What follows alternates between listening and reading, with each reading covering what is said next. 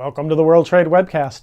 I'm Greg Sandler, president of ThinkGlobal.com, the B2B network for global trade leads. This week on the World Trade Webcast, our focus is on carbon pricing and the UN Private Sector Forum held last week in New York as part of the UN Secretary General's Climate Summit. Established in 2008 by UN Secretary General Ban Ki-moon, the UN Private Sector Forum brings the voice of the private sector to intergovernmental negotiations on key topics during the opening weeks of the UN General Assembly. Opening the UN Private Sector Forum, the Secretary General urged heads of state and corporate leaders to reduce emissions aggressively and attain carbon neutrality before the end of the century. Let us also put a price on carbon. There is no more powerful way to drive the market transformation we need.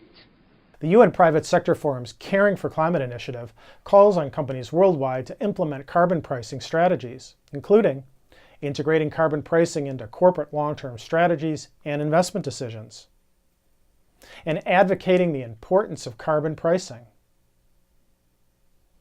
and communicating their progress over time on the initiative's criteria in public corporate reports. Companies that have already committed to align with the initiative's criteria include major oil and gas, utility, consumer goods, chemical, and energy companies from around the world. Join us on Tuesday for an overview of the UN Private Sector Forum's Caring for Climate initiative. Nearly 400 companies from 60 countries have called for a stable price on carbon through the Caring for Climate statement. On Wednesday, we'll look at the carbon pricing champions, companies that are spearheading efforts to use carbon pricing as a necessary and effective way to tackle climate change.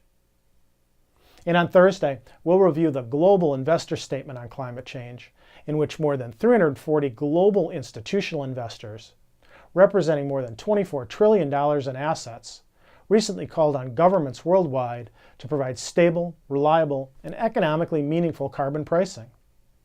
And on Friday, we'll look at the growing momentum worldwide for carbon pricing.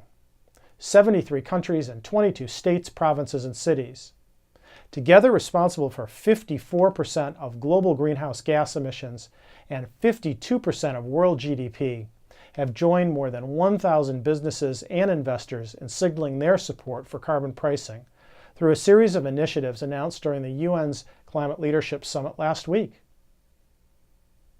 Please join us tomorrow as we continue our week-long series on carbon pricing and the UN Climate Summit. And for our latest schedule of upcoming episodes, subscribe to us with any of the links below and bookmark this page. All of our previous webcasts can be found right here at thinkglobal.com/webcast. And thanks for watching.